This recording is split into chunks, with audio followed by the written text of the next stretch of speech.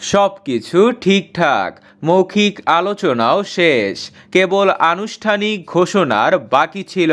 আগামী জুনে ব্রাজিলের দায়িত্ব নিতে যাচ্ছেন কার্লো আনচেলত্তি, এমন খবরে ছেয়ে গিয়েছিল ফুটবল দুনিয়া। তবে সবকিছু ওলটপালট করে দিল স্প্যানিশ গণমাধ্যম মার্কার এক প্রতিবেদন। সেই প্রতিবেদনে বলা হয়েছে ব্রাজিলকে না করে দিয়েছেন আনচেলত্তি।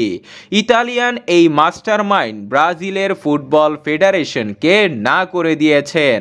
আর এর পেছনে কারণ হচ্ছে সৌদি আরব থেকে পাওয়া মোটা অঙ্কের প্রস্তাব। এর আগে ব্রাজিলের প্রস্তাব পেয়ে চুক্তিতে সই করার জন্য লন্ডনে গিয়েছিলেন এই কোচ। তবে লন্ডনে চুক্তি না সেরে তিনি মাদ্রিদে ফিরে আসেন।